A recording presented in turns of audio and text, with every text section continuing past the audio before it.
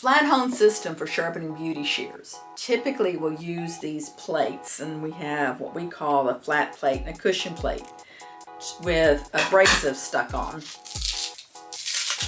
for the sharpening. So if you have one of these machines, whether it's ours or another, and you order plates to go on it, I want to show you how you might receive them, how you need to put them together, and some pitfalls. So I'm Bonnie McGowan. I have a lot of videos on shear sharpening, but this one is more geared to the people who are already sharpening and have equipment, and just how to deal with these plates.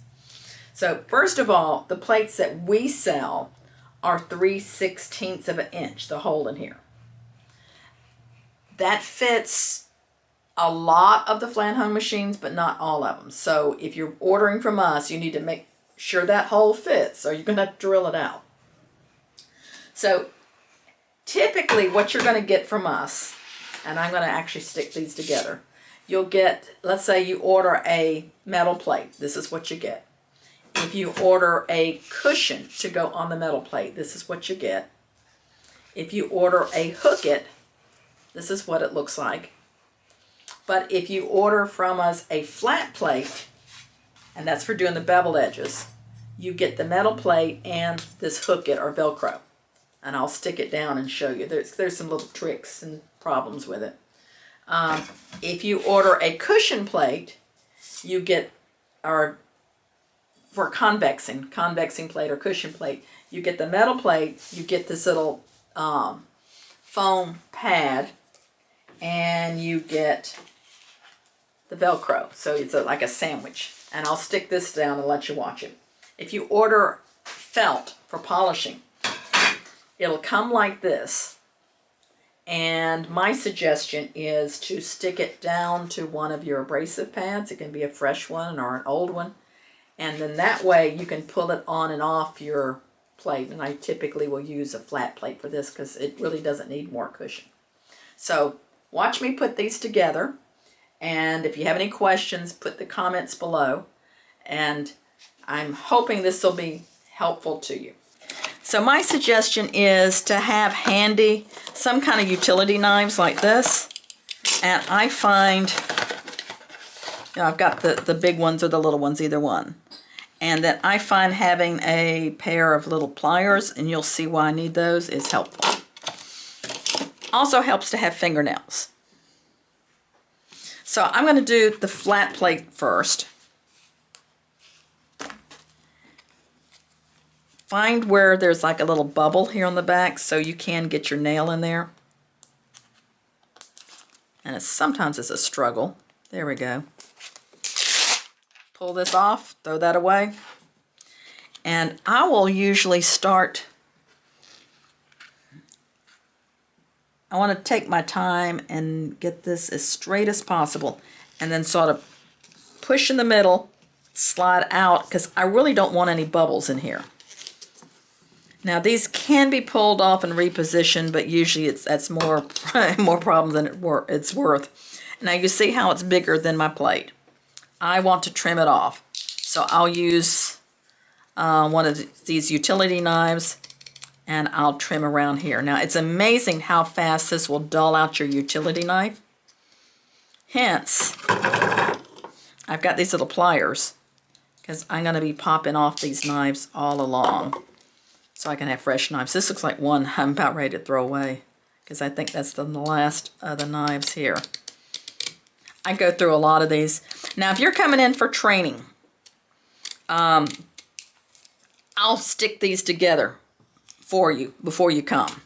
And then if you buy more plates, they're going to come separate like this for you to do the work.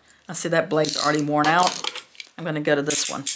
And I used to use scissors, but I find this works better. So that one's done. Now the cushion one. I'm going to stick this down first. And you see I'm pulling it out. Helps to have a little bit of fingernails. This one, I usually, rather than laying it like I did the other one, I'll lay this on top and I'll kind of leave a little bit of a space. And that's good. And then once again, I've got my hook it.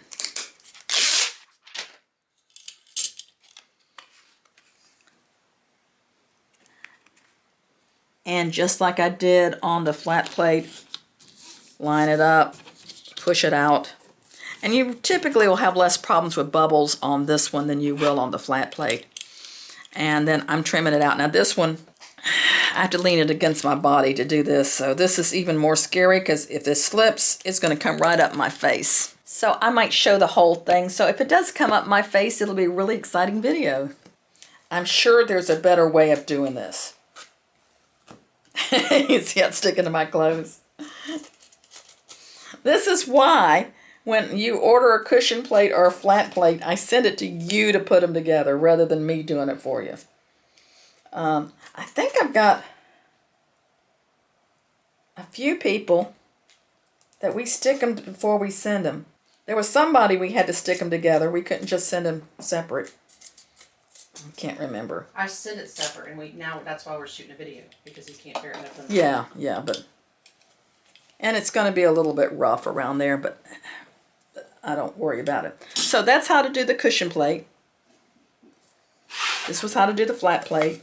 Now the felt, pulling that apart is a little bit more problematic because for some reason when you pull this back off here, the sticky part, now right now it's going to work fine, but the sticky part tends to want to stick to the backing rather than to the felt. So just be real careful when you pull it off so that the sticky stays here. If for some reason you pull off all the sticky, you don't have to throw the felt away. Double sticky carpet tape will work. Spray mount. There's a couple of different things you can use. So I'm going to stick one of these pads on here. And as much as possible, I try to get it even, but it's, you see it's still a little wider here, a little narrower there, but that's good enough. And then this will hold this onto my flat plate. And once again, I like to put these on backwards like this so that I can kind of get even around it. Now if it is uneven, it's really not going to affect the sharpening, but it might be dizzy when it's working. This is my flat plate with a felt on it. This is my cushion plate for convexing. If you can't put them together and you want me to do it, what do we charge extra for doing that, Misty? $1 million. $1 million for me to put it together. But I'll take it in payments of $5. And you can pay the other $5 in the next million years, right? But you'll have to call and let me know if you need me to stick them together. But I'd rather not. You see how dangerous it is the way I do it. And I'm sure if you get caught following my instructions, this is one of those things I'm not liable.